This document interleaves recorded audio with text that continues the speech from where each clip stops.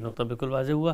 اچھا مطلب جوئے کے اندر جو شناعت اصل پائی جاتی ہے، مثلا دوسرے کا مال اینٹھ لینے کی ایک نفسیات ہے، اور وہ نفسیات پھر آگے ٹریول کرتی ہے اور اقدام بھی بن جاتا ہے لوگوں کے خلاف زیادتی کا۔ بسا اوقات میں نے سارا ہی مال دوسرے کا چھین لیا تو وہ بالکل بے یار و مددگار آ جائے گا، سب کچھ ہوتا ہے۔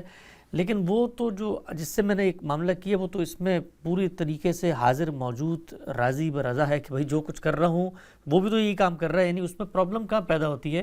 کیونکہ وہ اپنا مال لٹانے کے لیے آیا ہوا ہے، وہ میرا مال لینا چاہتا ہے، میں لٹانے کے لیے آیا ہوں، میں اس کا لینا چاہتا ہوں، دونوں میں سے کوئی ایک کسی کا لے لیتا ہے۔ اسی لیے دونوں ہی غلط کام کر رہے ہیں۔ اچھا دونوں ہی اصل میں ایک دوسرے کو لازماً ضرر پہنچانے کے لیے بیٹھے ہوئے ہیں۔ بہت اہم نقطہ، دونوں ہی اس وجہ سے دونوں ہی غلط کام کر رہے ہیں۔ یہ نہیں کہ ایک آدمی جو جیت گیا ہے وہ غلط کام کر رہا ہے، وہ وہی بات ہے جو رسالت مآب صلی اللہ علیہ وسلم نے واضح فرمائی تھی کہ تم اپنے بھائی کی مدد کرو، ہاں وہ ظالم ہے یا مظلوم ہے۔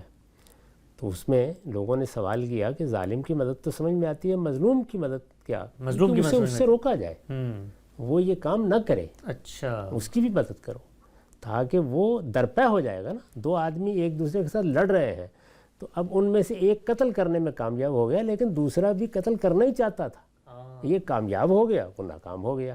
تو اس لیے جب اقدام ثابت ہو گیا تو یہاں دو لوگ بیٹھے ہیں ایک میز کے اوپر جوا کھیلنے کے لیے، دونوں یہ طے کر کے بیٹھے ہیں کہ مجھے اس کو لوٹ لینا ہے اور یہ سمجھ رہا ہے کہ مجھے اس کو لوٹ لینا ہے۔ تو یہ جو ذہنیت ہے یہ ہمارے دین میں سخت قابل مذمت ہے۔ یعنی ہمیں مل کے کام کرنا ہے، ہمیں ایک دوسرے کو فائدہ پہنچانا ہے، ہم ایک دوسرے کے خیر خواہ ہیں۔ ہماری تمام معاشی سرگرمیاں ایسے ہی ہونی چاہیے۔ ایک دکاندار جب آتا ہے تو وہ اصل میں ایک خدمت انجام دیتا ہے، آپ کو آپ کے محلے میں ایک چیز فراہم کر دیتا ہے، آپ کو آپ کے قریب کے بازار میں ایک چیز فراہم کر دیتا ہے، کوئی دنیا بھر میں چیزیں بن رہی ہوتی ہیں وہاں سے لا کے آپ کے دروازے تک پہنچا دیتا ہے، تو وہ ایک خدمت انجام دیتا ہے۔ اس میں آپ کو چیز کی ضرورت تھی، وہ پوری ہو گئی، اس لیے آپ کا فائدہ ہوا، آپ نے مناسب قیمت اس کی ادا کر دی، اس نے اس میں سے کچھ اپنی خدمات کے عوض میں نفع کما لیا۔ تو یہاں دونوں ایک دوسرے کی خیرخواہی کے مقام پر بیٹھے ہوئے اپنے اپنے نفع یا اپنے اپنے فائدے کے لیے تدبیر کر رہے ہیں، تو اس لیے بالکل جائز ہے۔ تو اللہ تعالیٰ نے فرمایا کہ بیع کو اللہ تعالیٰ نے، بیع یعنی بیچنے خریدنے، اس کو بالکل جائز قرار دیا ہے۔ یہی معاملہ دیکھیے جو موجودہ ہمارا بینکاری نظام ہے، اس میں بھی جو چیزیں اس نوعیت کی ہیں وہ اپنی حقیقت کے لحاظ سے بالکل جائز ہیں۔ مثال کے طور پر مارٹگیج کے بہت سے معاملات ہیں جن میں کوئی شناعت نہیں ہے، اس لیے کہ ان میں اصلاً بیع و شرع ہو رہی ہے، خرید و فروخت ہو رہی ہے۔ خرید و فروخت اپنی ذات میں بالکل ایک جائز چیز ہے، البتہ اس کو کرنے میں کوئی بے انصافی کی بات ہو رہی ہے، اس پر الگ سے گفتگو کی جا سکتی ہے۔ تو ہر چیز نہ سود ہو جاتی ہے نہ جوا ہو جاتی ہے، بہت سی دوسری چیزیں بھی ہوتی ہیں جن کو لازماً دیکھنا چاہیے۔ کسی کا حق غلط طریقے سے طلب تو نہیں کیا جا رہا، کسی کے ساتھ کوئی ایسی زیادتی تو نہیں کی جا رہی جو علم عقل ہر چیز کے خلاف ہے۔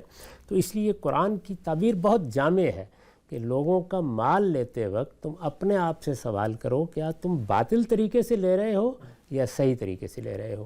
تو باطل طریقے کی وہ صورتیں جو بالکل واضح ہیں ان سے تو ہم سب واقف ہیں، جن کے معاملے میں کوئی ادنا تردد ہو اس میں بھی اللہ کے پیغمبر نے یہ ہدایت فرمائی ہے کہ یہ مشتبہات ہیں، ان میں بھی تقوی کا تقاضا یہی ہوتا ہے کہ غلطی سے بچ کے رہا۔ توضیحی سوالات کا ہم سے آپ کی خدمت میں یہ کہا جاتا ہے کہ جی آج کے دور میں جو لاٹری ہوتی ہے دنیا بھر میں، وہ جو کمپنیاں ہوتی ہیں اس میں بڑی رقم وہ خیرات کرتی ہیں اور نیکی خیر کے کاموں میں خرچ کرتی ہیں۔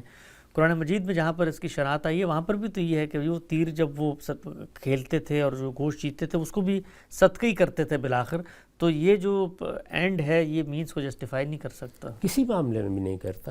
ہمارے دین کی بنیاد ہی اس پر رکھی گئی ہے۔ آپ کو یہ دیکھنا پڑے گا معاملہ کیا کیسے جا رہا ہے، اس پر بھی قرآن نے کیا تبصرہ کیا۔